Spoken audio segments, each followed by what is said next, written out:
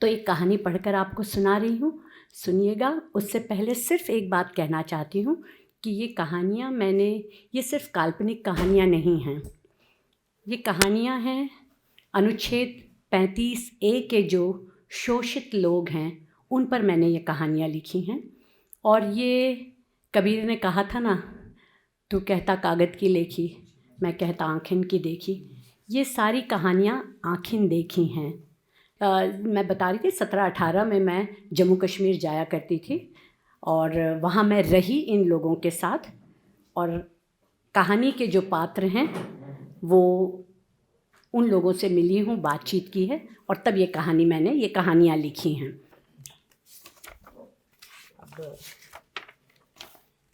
ठीक है, कुछ कुछ हिस्से पढ़ देती हूँ। कहानी का नाम है, शीर्षक है, यहाँ सभी बेपर्द हैं।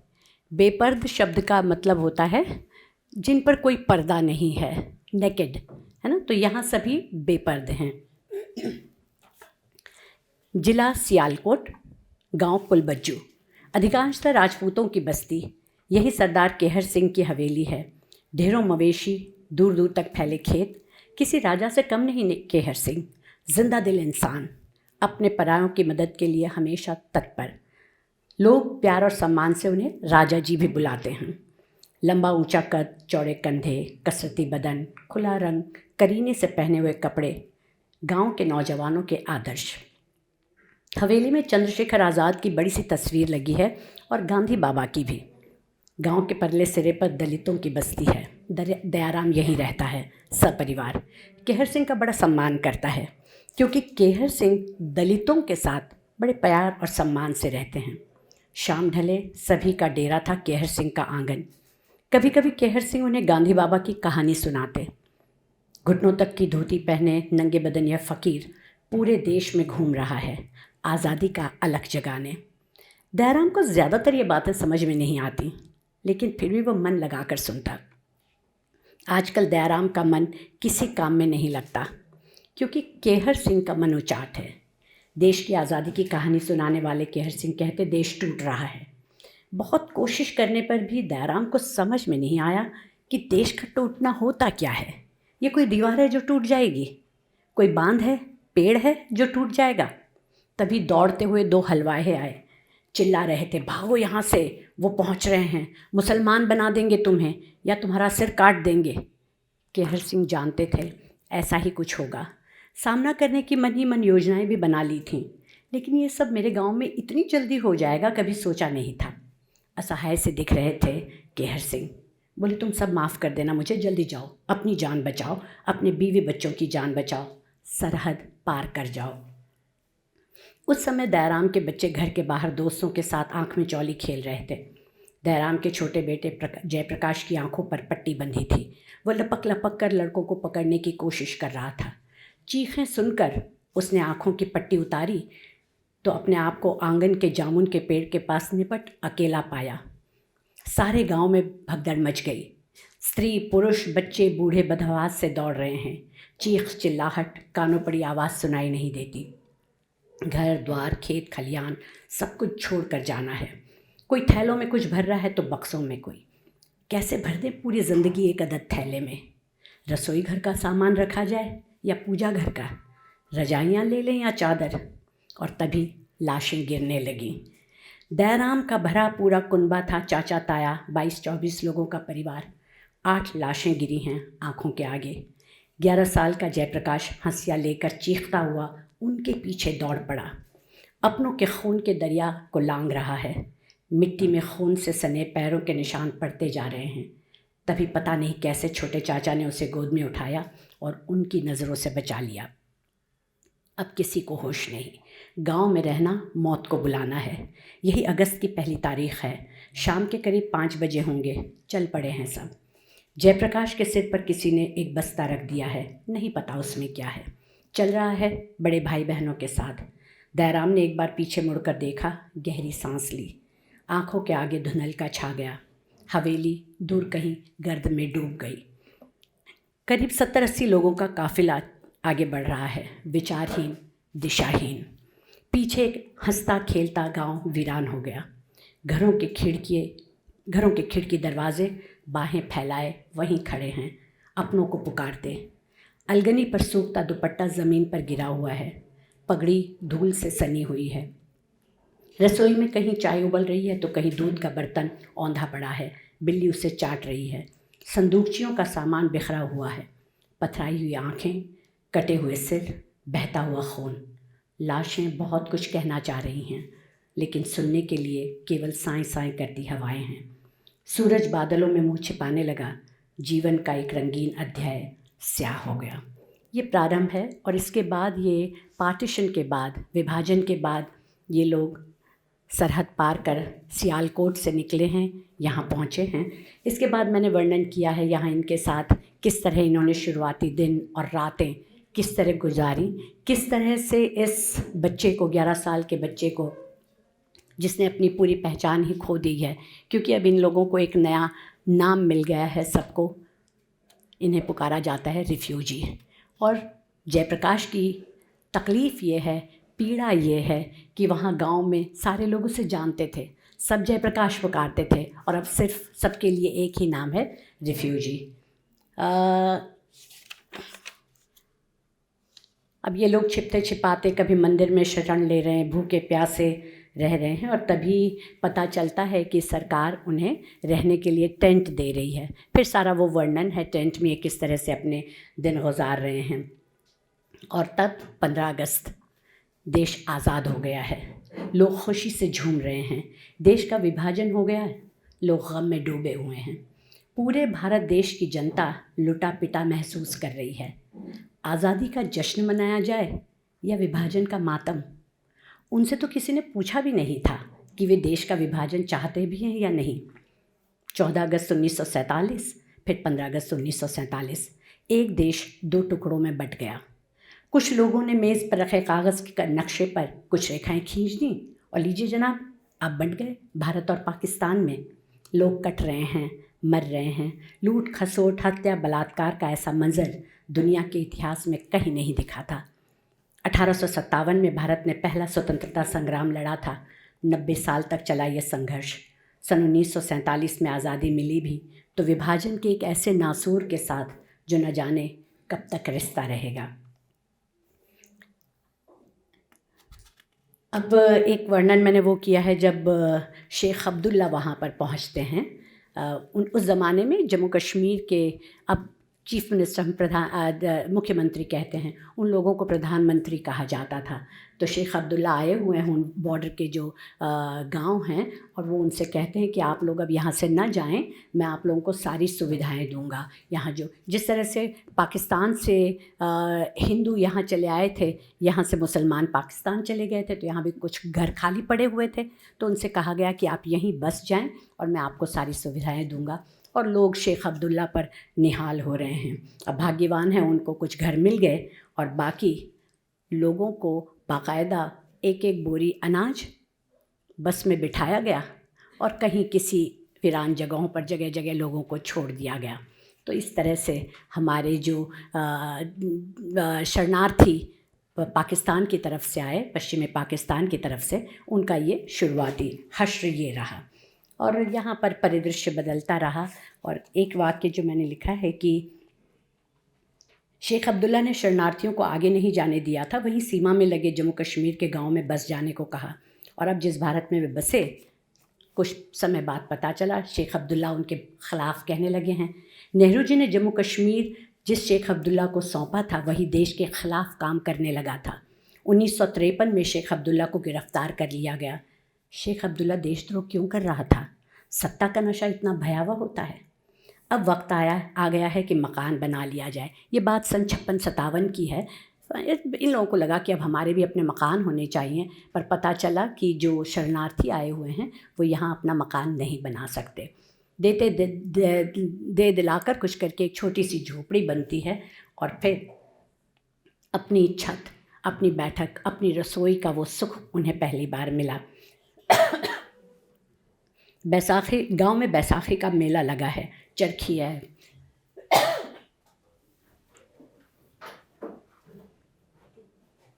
थैंक यू, चरखी है, उड़न खटोला है, मौत के कुएं में घूमता मोटरसाइकिल वाला नौजवान है, कहीं लोग भंगड़ा पा रहे हैं तो कहीं गिद्दा। माँ की उंगली थामे किसी मिठाई या खिलौने के लिए मचलने वाले बच्चे हैं तो अपने परांदों को हाथ में झुलाती हुई बेवजह खिलखिलाती हुई नवयुवतियाँ हैं। नवयुवतों के जत्थे अपनी मस्ती में झूम रहे हैं। मेला क्या है, धरती पर स्वर्ग उतर आया है। सभी खुश हैं। जयप्रकाश मस्ती में बांसुरी बजा रहा है। यार दोस्तों की फरमाइशों का अंत नहीं। बांसुरी में गाना बज रहा है, आजा सनम मधुर चांदनी में हम तुम मिले तो वीरानों में भी आ जाएगी बहार। एक नौजवान आगे आता है, जयप्रकाश के नज़दीक, बिल्कुल नज़दीक। मेरी बहन से मिलोगे? अगले ही पल 27 साल का जयप्रकाश 19 साल की सरला के सामने खड़ा है। सरसों के रंग का क्रेप का सलवार कमीज़ दुपट्टा, कितनी सुंदर दिख रही है यह। दिल ने कहा, अभी चेहरे तक तेरी नज़र पहुंची ही कहाँ है। उसने हिम्मत करके चेहरा भी देख ही लिया। गोरा रंग, तीखी नाक, झुकी हुई बड़ी बड़ी आँखें, ये तो सचमुच बहुत खूबसूरत है। रहेगी क्या मुझ जैसे के संग? भाई सरला के कानों में कुछ कह रहा है। वह कनखियों से जयप्रकाश की ओर देखने की कोशिश कर रही है। सोच रही है, पैर बड़े मैले हैं इसके। सफ़ेद सलवार है लेकिन पांचे कितने मैले हैं। छोड़ो जी, बड़ी धूल है इस मेले में। सफ़ेद कमीज़, काली नेहरू जैकेट, कंधे पर काली सफ़ेद चौकड़ियों वाला परना, चेहरा, आंखें नीची हो गई और ये लो जी, शादी पक्की हो गई। दोनों परिवारों ने मिलकर ब्याह करवाया। गरम खून वाला, दुनिया की न सुनने वाला मस्त मौला जयप्रकाश अब श्रीमान जयप्रकाश है, सरला देवी का जिम्मेदार पति। सरला देवी 10 पास है, बहुत इज्जत करता है जयप्रकाश उसकी। जयप्रकाश ने तो स्कूल क्या होता है जाना ही नहीं। उसने जम्मू के तहसीलदार के साहब के यहाँ नौकरी कर ली। बगीचों में फल उगा रहा है, जामुन, लीची, अमरूद, केला, संतरा, दिलो जान से बगीचे को सींच रहा है। फलों में हिंदुस्तान पाकिस्तान नहीं है। फल रिफ्यूजी नहीं होता, उतना ही रसीला ये संतरा जितना उस पार होता था। जयप्रकाश फलों को मंडी में नहीं बेचता, खुद ठेले पर जाकर रोज़ सुबह से शाम तक खड़ा रहता है। कभी कभी बगीचे की क्यारियों में जब कुदाल चलाता है, लगता है पूरी धरती का सीना ही चीर देगा और पहुंच जाएगा अपने प्यारे सियालकोट। समझ नहीं पा रहा क्या है उसके भीतर जो उसे बेचैन किए रहता है। जब पेड़ों पर फल लगने लगते हैं, उसे लगता है वो फिर नए सिरे से पैदा हो रहा है। इस बार सब सही होगा, कोई गलती नहीं। पर क्यों नहीं हो पा रहा सब? समय गुजर रहा है। 1971 आ गया, पाकिस्तान ने भारत पर हमला बोल दिया है। यहाँ पर जो एक क़स्सा आपको सुना रही हूँ, लिखा है जो मैंने, यह आपको किसी इतिहास की किताब में नहीं मिलेगा, या आपको किसी समाचार पत्र या पत्रिका में नहीं मिलेगा। और वहाँ मुझे 1-2 नहीं 20 लोगों ने ये क़स्से सुनाए जो मैं बता रही हूँ। 1971 का महीना, पाकिस्तान ने भारत पर हमला बोल दिया है। हमारी फ़ौजों ने उन्हें धूल चटा दी है। हमारे फ़ौजी टैंक अपनी मशीन गन लिए पाकिस्तान के भीतर तक पहुंच गए हैं, कितने ही किलोमीटर भीतर। जयप्रकाश ने गांव वालों से सुना कि सभी अपने गांव जा रहे हैं सरहद पार। जयप्रकाश ने घर आकर सरला से कहा, दोनों बच्चों को तैयार कर, तू भी तैयार हो जा, आज अपने पुरखों की ज़मीन दिखाऊंगा तुझे। चल पड़े हैं सारे ग्रामीण अपने अपने गाँवों की ओर। बच्चों की तरह किलकारियाँ मारते दौड़े चले जा रहे हैं, रो रहे हैं, हंस रहे हैं। जयप्रकाश भी सपरिवार अपने गांव की सरहद पर पहुंच गया, लेकिन उसके उत्साह पर घड़ों पानी पड़ गया। कुछ भी समझ नहीं आ रहा है तो उसी का गांव, लेकिन बदला बदला सा। उसका घर कहाँ है?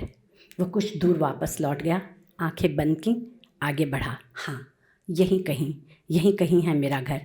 आंखें खोली, जामुन का पेड़। लिपट गया जयप्रकाश अपने बचपन के साथी जामुन के पेड़ से, चूमने लगा उसे, चिल्लाने लगा, रोने लगा, दहाड़े मार कर रोने लगा। लाला जी, बेबे, ताया जी, दादा, दादी, मैं आ गया, कहाँ हो तुम सब? जामुन के उस पेड़ को आगे पीछे घूम घूम कर देख रहा है। तुझ पर तो नहीं चला कोई कुल्हाड़ा, तेरी डालों को तो नहीं तोड़ा किसी ने। सरला दोनों बेटियों के हाथ थामे खड़ी है। ये क्या हो गया जयप्रकाश को? ये रूप तो कभी देखा न था। बच्चे डरे सहमे से माँ के पीछे छिपे हुए हैं। जयप्रकाश को अंदाज़ा आ गया, उसके घर की जगह पर कोई नया मकान खड़ा है, बिल्कुल अपरिचित, अजनबी। जयप्रकाश ने गर्दन मोड़ ली। लाला जी याद आ रहे हैं, उनके साथी, उनके राजा जी। वह थोड़ा और आगे गया, हवेली वहीं खड़ी थी, नया रंग पुता हुआ था। जयप्रकाश को देख हवेली ने खुद ही सिर झुका लिया। शर्मिंदा थी वो अपने वजूद पर। पता चला राजा जी भी वहाँ ज़्यादा दिन नहीं रहे। कोई कहता सन्यासी बन गए तो कोई कहता मारे गए। जितने मुँह उतनी बातें। जयप्रकाश लौट आया, हताश, निराश, उदास। उस रात वो सो नहीं पाया, सिर्फ बड़बड़ा रहा है, सरला मैं कहीं का नहीं रहा, मेरा कोई वजूद नहीं। उस पार वालों ने मेरी पहचान मिटा दी, इस पार वाले मुझे अपना नहीं बनाते। मैं कहीं का नहीं रहा। तेरा क्या होगा? हमारी दोनों बेटियों का क्या होगा? तू तो 10 दर्जा पास थी, तूने मुझसे एक रिफ्यूजी से शादी क्यों की? अब तू भी कहीं की नहीं रही। मेरी तरह तेरा भी इस जम्मू कश्मीर में कोई वजूद नहीं। सरला उसे बहुत दिलासा देती रही, परंतु जयप्रकाश आज बहुत बदला बदला सा नज़र आ रहा है। समय गुजर रहा है और अब मैंने यहाँ पर उल्लेख किया है कि भारत अपनी रजत जयंती मना रहा है। 25 साल हो गए हैं भारत का आज़ाद हुए, और पार्टीशन के विभाजन के वक्त उसके चाचा जो थे वो लुधियाना चले गए थे और दयाराम अपने बच्चों के साथ यहीं रहा। और अब उसे पता चलता है पहली बार उसके चाचा वापस आए हुए हैं और वो देख रहा है कि उनके बच्चे अंग्रेज़ी बोल रहे हैं। वो बताते हैं उनका अपना मकान है लुधियाना में और इसकी लुटी पुटी सी साधारण सी ज़िंदगी। और तब वो कहता है चाचा से मिलकर खुशी तो हो रही है, पर भीतर से मानो बार बार कोई कहता है जम्मू कश्मीर में रहकर तूने गलती कर दी। जम्मू कश्मीर के हज़ारों घरों का इतिहास है ये। हम लोगों ने तो कभी नहीं चाहा था कि पंजाब के 2 टुकड़े हो जाएं। बंटवारा करने वाले तो बड़े लोग थे, उन्हें prime minister, chief minister, collector और न जाने क्या क्या बनना था। उनके सपने पूरे हुए और हम मारे गए, हमें सज़ा दी गई। हम अपने ही देश में रिफ्यूजी बन गए, इज़्ज़त से सिर उठाकर चल भी नहीं पाते। अब उसके बच्चे धीरे धीरे स्कूल जाने लगे हैं और 1975 आ गया है। जयप्रकाश और उसका परिवार पूरी ईमानदारी से जीवन जी रहा है लेकिन सम्मान नहीं मिल पाता।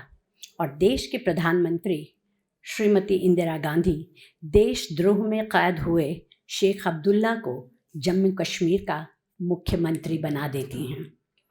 एक देशद्रोही 20 साल से ज़्यादा समय जेल में गुजारता है और फिर एक दिन देश के प्रधानमंत्री उसे रातों रात जेल से निकालकर राज्य का मुख्यमंत्री बना देती हैं।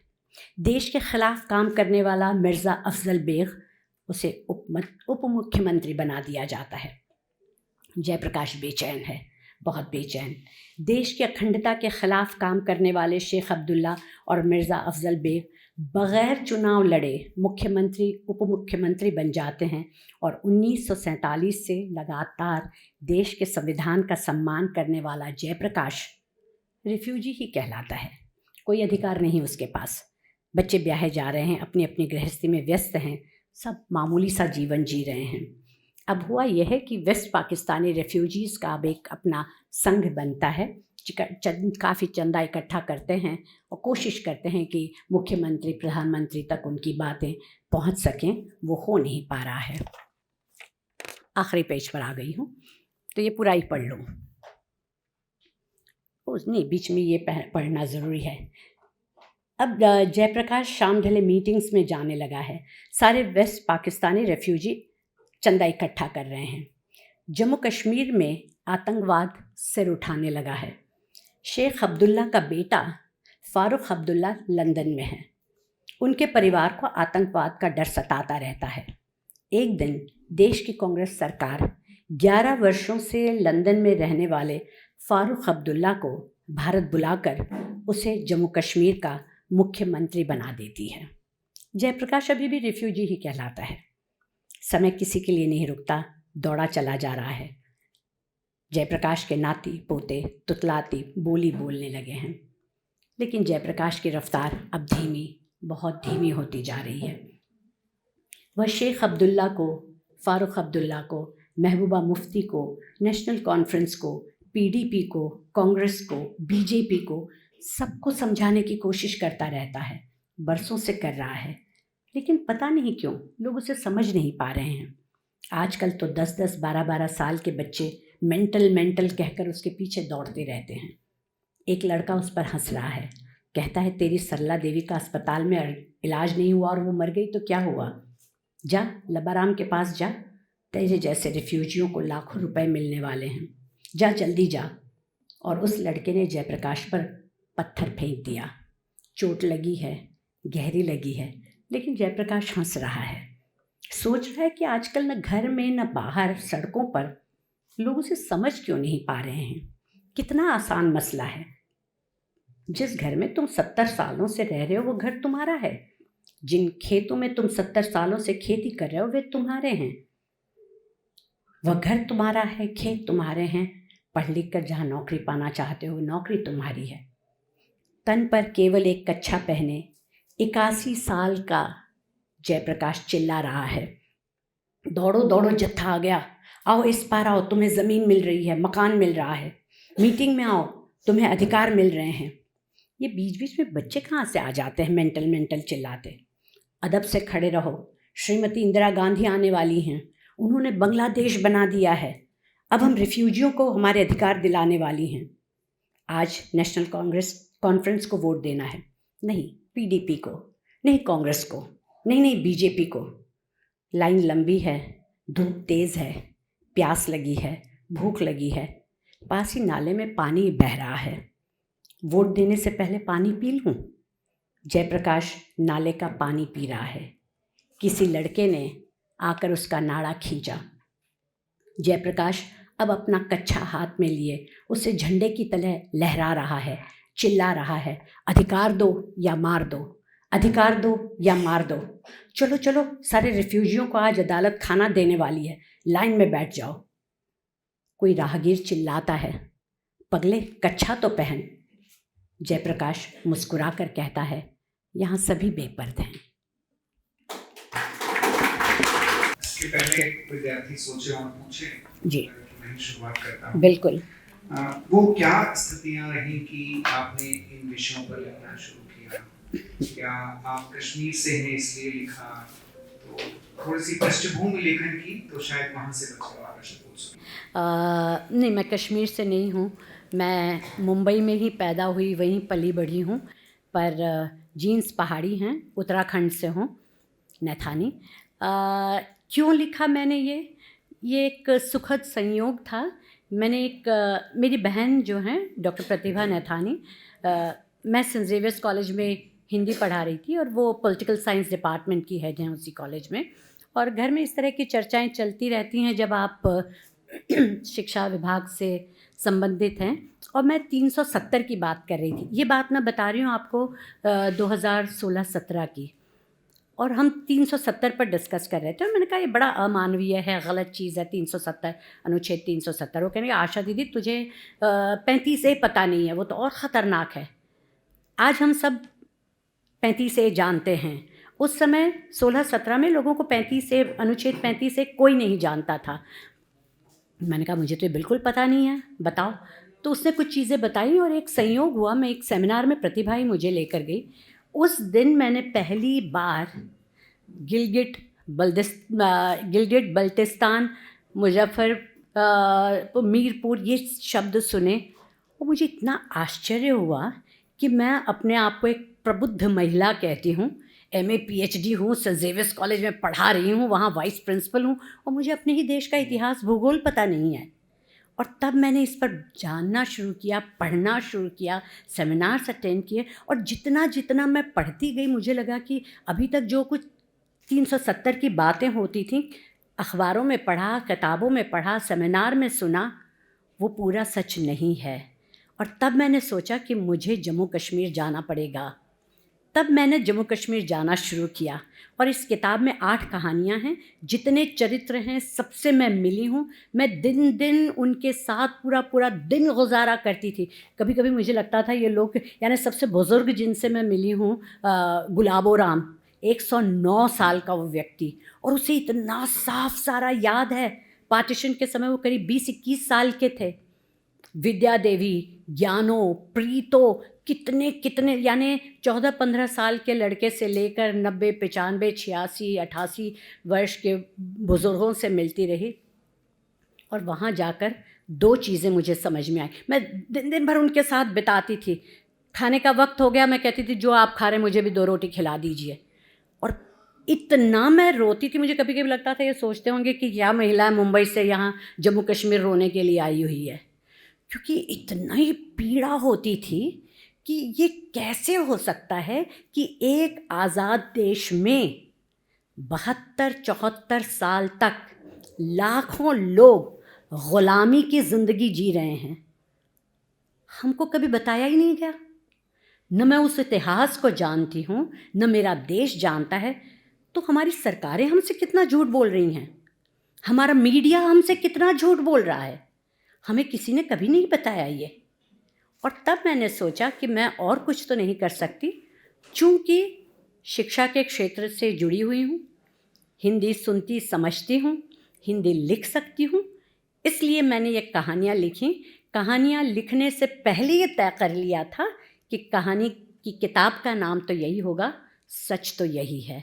72 साल देश ने मुझसे झूठ बोला, मैं इतना तो कर ही सकती हूँ कि अपने देश के लोगों से, अगर उन्हें उनमें सच पढ़ने की, सच सुनने की ताकत है, तो ये कहानियाँ सुने, ये कहानियाँ पढ़ें। ये इसकी पृष्ठभूमि है। अन्य किसी के पास कोई प्रश्न है तो कृपया पूछें। जी सर, प्लीज़। 1947 में जो विभाजन हुआ था और मतलब लोग इधर आए थे, यहाँ से उधर भी गए थे, तो आप उनसे भी मिले हैं। और जो आज़ाद भारत में कश्मीर में विस्थापन हुआ, तो आपको कुछ उन लोगों की कहानी में कुछ अंतर नज़र आता है या एक जैसा ही लगता है? आज अब जो आज़ाद भारत में कश्मीर से जो विस्थापन हुआ था लोगों का अलग अलग जगह पर, तो और जो 1947 में जो विस्थापन हुआ, जो पाकिस्तान से लोग आए, तो उनकी कहानी में कुछ अंतर नज़र आता है या एक जैसा लगता है?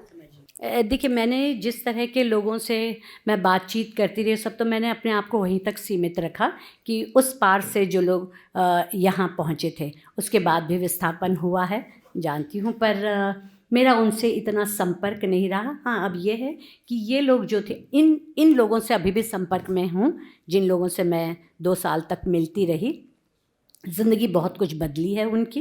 लोग कह रहे थे ना कि अब वहाँ इंटरनेट बंद है, जिस समय 370 हटाया गया था और सारा कुछ बंद। ईमानदारी से बता रही हूँ, मेरे लिए वहाँ से फ़ोन आते थे। और 5 और 6 अगस्त 2019 जिस दिन 370 को निरस्त किया गया था, और इसलिए आर्टिकल 35A वो भी अपने आप ही ख़त्म हो गया। और बड़े बड़े बुज़ुर्ग 60, 65, 80, 85 साल के लोग फ़ोन कर रहे थे, ज़ोर ज़ोर से रो रहे थे, मैडम जी, क्योंकि वो लोग ना मुझसे हमेशा कहते थे आप तो ऐसे अचानक आ गई, पहले से बताती तो आपके लिए अच्छा खाना बनाते वगैरह वगैरह। और रो रहे थे। और मैं वादा करके आई थी कि मैं जब 370 ख़त्म होगा तब आऊँगी। तब दूर दूर तक मुझे एहसास नहीं था कि ये चीज़ें होंगी। 370 जिस तरह से ख़त्म हुआ, मैं ये 17 की बात कर रही हूँ, 19 में ख़त्म हुआ, तब तो हमें बिल्कुल इस बात का अंदाज़ा नहीं था। तो रो रहे थे, कह रहे थे मैडम जी आज हम आज़ाद हुए हैं। वो जिनकी बात आपने की, उजड़े हुए लोग जो सफाई कर्मचारी हैं, उनमें से एक कहानी है उसकी, हमारा हीरो है ये, वहाँ का प्रधान था। वो उसका फ़ोन आया, कहने लगा मैडम आज हमारे सिर से कचरे का ढेर हट गया है। तो जिस तरह की इन लोगों ने वो पीड़ाएं भोगी हैं, आज उनकी ज़िंदगी बहुत बदली है। पर दूसरी तरह के विस्थापन की जो आप बात करें, मैंने उन पर कुछ इतना काम नहीं किया है। मेरा उनसे संपर्क इतना ही रहा क्योंकि कॉलेज में पढ़ाती थी, तो जब कभी जम्मू कश्मीर से वो उनके लिए अलग रिजर्वेशन होता है, कोटा होता है बम्बई, हिंदुस्तान की हर यूनिवर्सिटी में, तो वहाँ से जब बच्चे आते थे तो उनसे जो कुछ कहानियाँ सुनी हैं, जानी हैं, उससे ज़्यादा नहीं। देखो बेटा, मैंने अभी यही बात कही कि वो जो कश्मीरी पंडितों वाला था, वो एक और बहुत कालिख पुता हुआ इतिहास है हमारे देश का। पर मैं उस बारे में, चूँकि मैंने कोई रिसर्च शोध नहीं किया है, मैंने इसी बारे में, ये 35A मुझे पहली बार पता चला था। और जब मैंने ये कहानियाँ लिखी, बैठिए आप प्लीज़ बैठिए, तो मुझे उस बारे में बेटा कुछ पता नहीं है, इतना मैं नहीं जानती पंडितों वाले विस्थापन। पर देखिए, एक नन्हे से पौधे को जब आप जड़ से उखाड़ कर कहीं और फिर से लगाने की कोशिश करते हैं, आप खुद जानते हो कितना जड़ें पकड़ पाता है। तो हम तो इंसान हैं, पूरे परिवार को यूं ही लुटते हुए देखना और छोड़कर जाना। कुछ चीज़ें आपको बताऊंगी। मेरी किताब की प्रस्ताव, हम लोगों के पास वक्त है, थोड़ा बात कर सकती हूँ? आप लोगों के पास है वक्त? तो मेरी किताब की प्रस्तावना पंडित शिव कुमार शर्मा जी ने लिखी है। पद्म विभूषण पंडित शिव कुमार शर्मा, जो संतूर बजाया करते थे, पिछले साल वो गुजर गए हैं। उनसे मेरा काफ़ी सालों से परिचय था, तो मैंने जब पंडित जी से कहा कि मैं चाहती हूँ, मैं जम्मू कश्मीर गई थी, कहानियाँ लिखी हैं, आपको सुनाना चाहती हूँ। तो उन्होंने कहा ठीक है। हम लोग उनके घर पर जब मैं गई तो भाभी जी मिसेस शिव कुमार शर्मा और पंडित जी दोनों लोग बैठे हुए थे। मैंने कहानी पढ़ी। पंडित शिव कुमार शर्मा जी जम्मू से थे और मिसेस शिव कुमार शर्मा कश्मीर से। मैं उनको कहानी पढ़ के सुना रही थी, और होता यह है ना, जब आप पढ़ रहे होते हैं तो आप जिनको सुना रहे हैं आई कांटेक्ट बनता है, आप उनकी तरफ देखते हैं ना। थोड़ी देर के बाद मैंने भाभी जी की तरफ देखना बंद कर दिया, क्योंकि एकदम गोरी चिट्टी, उनके गाल लाल होते होते होते और फिर पनीली आँखें, डबडबाई हुई आँखें, और मुझे लगा पता नहीं कब वो फूट पड़ेंगी। और जब कहानी ख़त्म हुई, दोनों में बिल्कुल सन्नाटा। थोड़ी देर बाद पंडित जी ने कहा कि आशा जी, मुझे तो हम दोनों ये सोच रहे थे आप जम्मू कश्मीर गईं, आपको जगह खूबसूरत लगी, आपने वो कहानियाँ लिखी होंगी। हमें पता नहीं था कि आप ये जो लिख रही हैं, इससे पूरा भारत तो छोड़िए, जम्मू कश्मीर के लोग भी इन सच्चाइयों को नहीं जानते। तब भाभी जी ने बताया कि किस तरह से आप जो बात कह रहे हैं ना, कि वो कश्मीर श्रीनगर में था, उनका बहुत बड़ा मकान, उनके मायके के बड़े बड़े कारखाने थे गलीचे बनाने के। वो कह रही थी जिस तरह रातों रात वो लोग भागे हैं सारा कुछ छोड़कर, और बरसों तक उनकी इच्छा थी कि कभी तो जाकर लौटकर अपना घर देखूं। अब जब पंडित जी का इतना नाम हो गया, पद्म विभूषण बन गया, तब उन्होंने कहा एक बार मैं श्रीनगर अपना घर देखने जाना चाहती हूँ।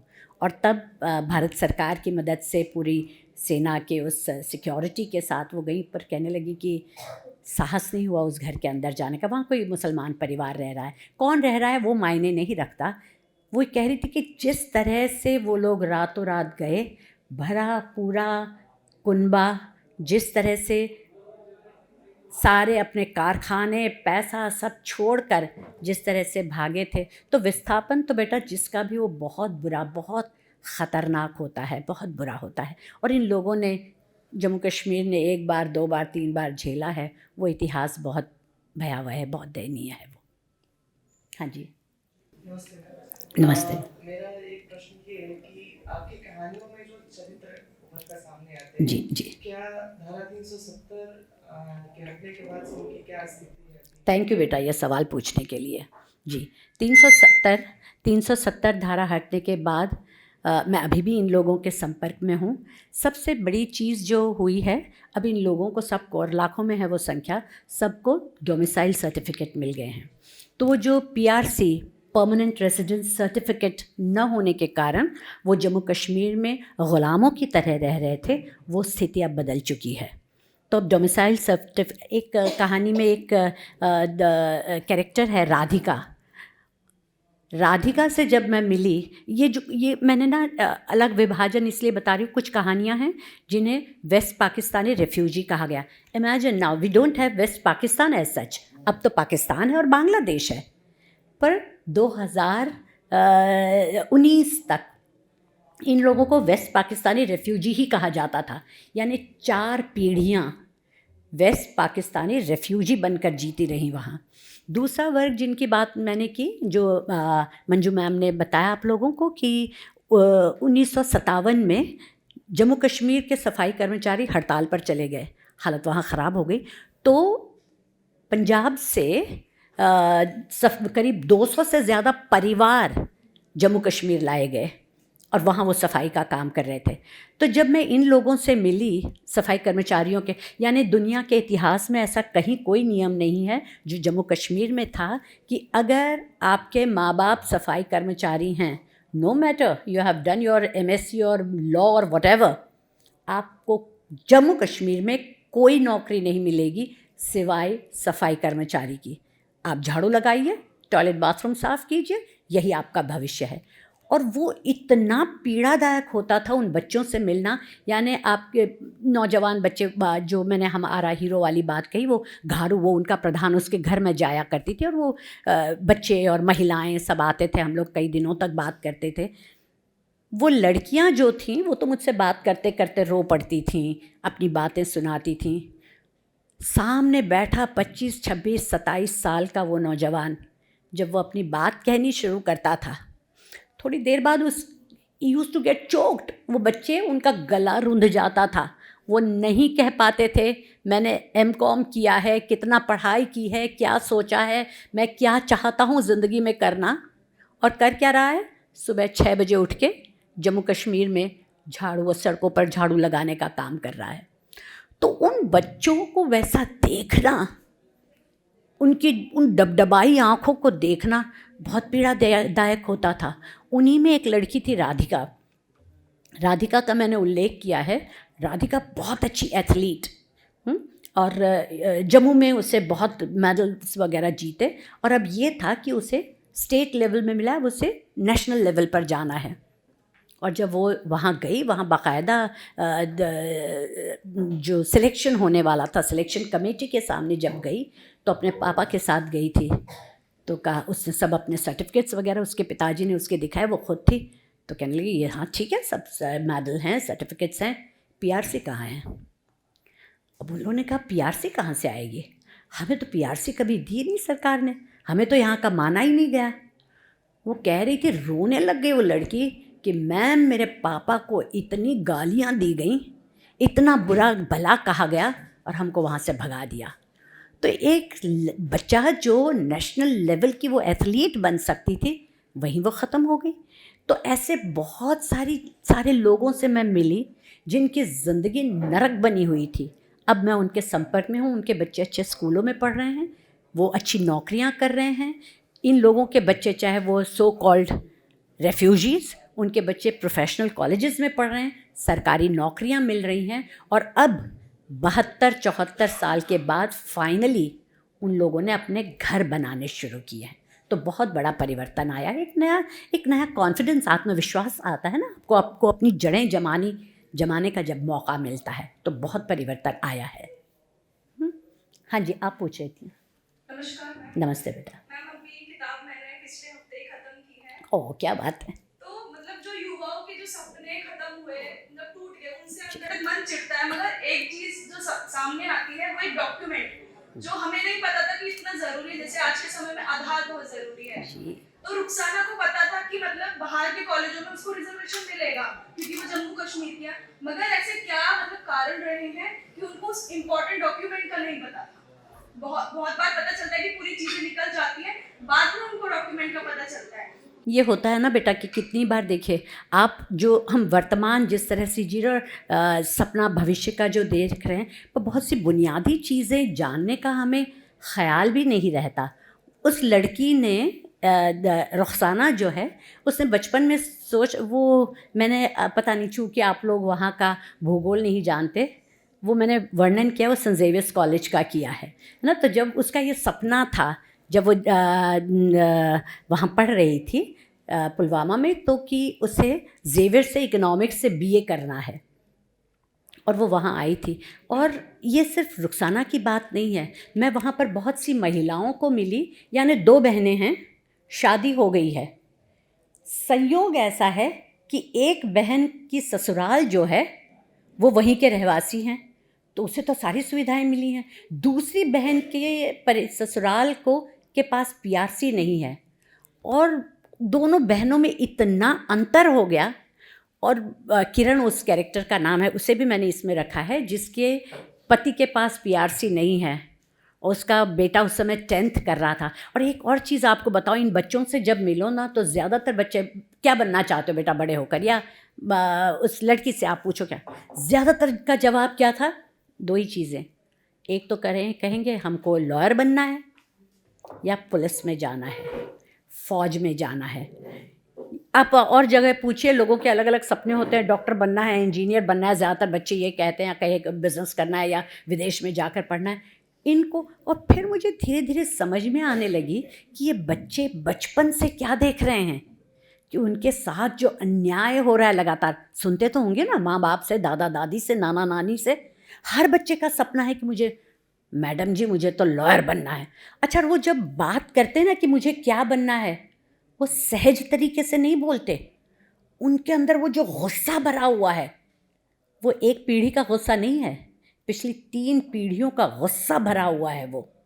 तो उनका वो बोलना, तो आप जो रुखसाना की बात करते हैं वो उसे बहुत बाद में पता चला, जब उसकी माँ के, उस समय तो उस जोश में उसने शादी कर ली महाराष्ट्र के उस लड़के से, पर उसे, और जब उसकी माँ उससे कहती भी है कि तेरा पति तुझे सब दे पाएगा, कर पाए, और तू अब वापस कश्मीर नहीं आ पाएगी क्योंकि तूने गैर कश्मीरी से शादी कर ली है, और वो कहती है कि मैं कश्मीर अब क्यों आऊँगी, मुझे तो सारा कुछ मिल रहा है, मेरा पति मुझे बहुत प्यार करता है, हर सुविधा दे रहा है।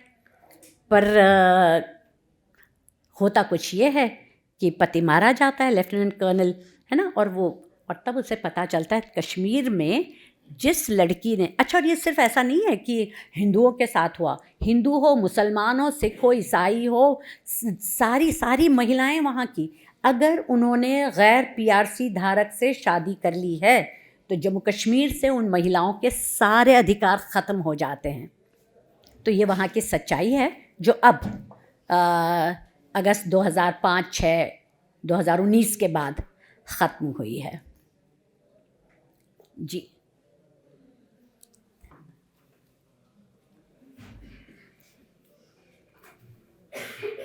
नमस्कार। नमस्ते जी। मेरा नाम राहुल है और मेरा शोध विषय कश्मीर से संबंधित है, कश्मीर का जनजीवन। हाँ, मैं आपसे जानना चाहूँगा, आप लेखन के दौरान कश्मीर में काफ़ी समय से रहे, कश्मीर में जो हिंदू और मुस्लिम परिवारों का जो संबंध है उसकी मौजूदा स्थिति क्या है? देखिए, बहुत पुरानी बात करें तो बहुत खूबसूरत था, अब वो खूबसूरती धीरे धीरे ख़त्म होती जा रही है। अभी भी इतना ही कहूँगी, ख़त्म होती जा रही है, ख़त्म हो चुकी है ये अभी नहीं कहूँगी, अभी भी कहीं कहीं तो हैं, अपनापन है, पर वो जो दिवाली की मिठाइयाँ और ईद की सवैयाँ खाने वाला सिलसिला था वो अब नहीं दिखाई देता इतना, अब वो वाली बात नहीं रही है। कहीं पर कड़वाहट बहुत ज़्यादा बढ़ चुकी है और बहुत कम हिंदू परिवार अब हैं कश्मीर में।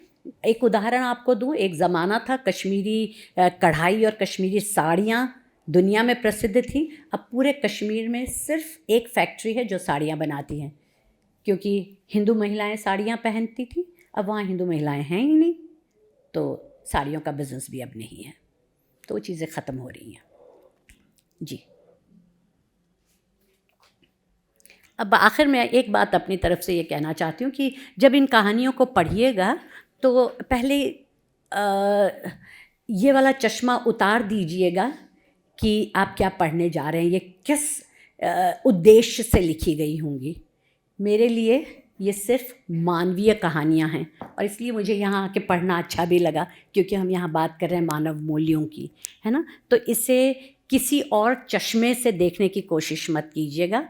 मैंने जब ये कहानियाँ लिखी थी उस समय 370 लोग जानते थे, 35A मेरी कहानियाँ 35A के शोषितों पर हैं, 35A लोग मेरे खुद कितने परिचित हैं जो पत्रकार हैं, एडवोकेट हैं, उन लोगों ने मुझ पर विश्वास नहीं किया कि मैंने ये जो कहानी में लिखा है वो सच है। कहले how it's possible for 72-74 years and no one knew these realities, but these are the realities, यही सच है, पर लोग माने। मेरे पत्रकार दोस्त, तो मुझे एक बहुत अजीब सी चीज़ समझ में आई है कि अब हम, कहना बुरा भी लगता है, बहुत अजीब से दौर से गुज़र रहे हैं हम, यानी आप इस पार रहिए या उस पार रहिए, सच्चाई का कोई मान ही नहीं रहा है कोई। मैं बम्बई में पैदा हुई, मैं बम्बई में पली बढ़ी,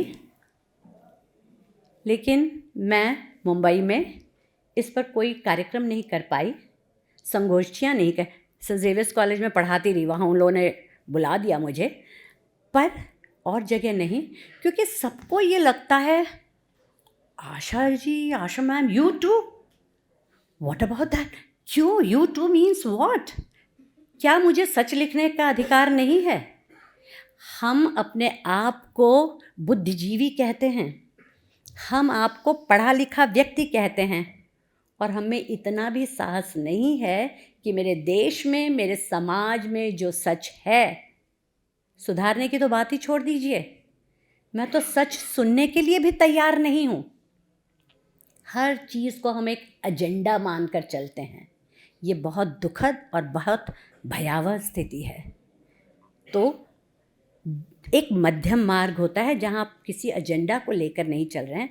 आपके भीतर आप एक इंसान हैं, आपके भीतर मानवीय संवेदनाएं जिंदा हैं, और सिर्फ आप उन मानवीय मूल्यों की, उन संवेदनाओं की बात कर रहे हैं। और मैंने वही कोशिश की है, इसलिए आपसे शुरू में ही मैंने कह दिया था, मैंने कागज़ की लेखी नहीं, आंखन देखी बात। मैंने बहुत वक्त गुजारा है इन लोगों के साथ, इनकी पीड़ाओं को समझा है, जाना है, परखा है। और उसके बाद जब आपको लोग बिल्कुल इस तरह से किनारे कह देते, मेरे मित्र हैं, अब मैं बहुत बड़ा थिएटर वाले मुंबई में, हमेशा आशा जी कभी तो कुछ लिखिए, हम स्टेज करेंगे आपका लिखा हुआ नाटक, क्योंकि मैं कराती रहती हूँ कॉलेज में। तो मेरे दूसरे एक यानी प्रोफेसर ही हैं, उन्होंने कहा आशा जी की किताब छप कर आई है कहानियों की, चलिए उस पर प्ले करते हैं, नाटक करते हैं। कहने लगे हाँ जी लाइए। और जब पता चला मैं जम्मू कश्मीर पर लिख रही हूँ, कहने अरे आशा जी को क्या हो गया, जम्मू कश्मीर पर क्यों लिखने लगी?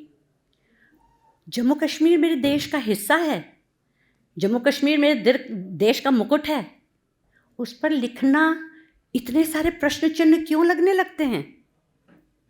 और उन लोगों ने कभी मेरी कहानियों पर कोई नाटक नहीं खेला, क्योंकि उनको लगता है कि मैं कुछ एजेंडा लेकर चल रही हूँ। जबकि जब ये कहानी की किताब छप रही थी तब तक धारा 370 से किसी का कोई लेना देना नहीं था, तब भारतीय सरकार ने इसे ख़त्म भी नहीं किया था, तब ये किताब छप रही थी। तो आप लोगों से प्रार्थना यही है कि ये मानवीय कहानियाँ हैं, मानव मूल्यों की कहानियाँ हैं, ये आपके और मेरे देश की कहानियाँ हैं, आपके मेरे देश के समाज की कहानियाँ हैं, और इससे हम मुकर नहीं सकते। अगर मुझे ये लगता है कि ये पहला कदम है कि मैंने ये कहानियाँ लिखी हैं। मुझे इतनी खुशी हो रही है कि आप लोग यहाँ पर इतनी देर बैठे रहे।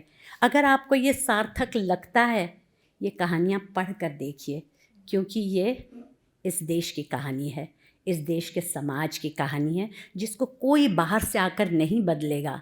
देखिए, देश की सरकारें आएंगी चली जाएंगी, अपनी अपनी तरह से नए नए कानून बनाएंगी। ये आप हैं, ये मैं हूँ, जो इस पर सोचेंगे, समझेंगे, सराहेंगे, बदलेंगे। आप और मैं बदल सकते हैं तो दुनिया जहान बदल सकता है। जम्मू कश्मीर कौन बड़ी चीज़ है? तो इस कहानियों को उस नज़र से पढ़िएगा, किसी और राजनीति या धर्म के चश्मे से नहीं। ठीक है? धन्यवाद।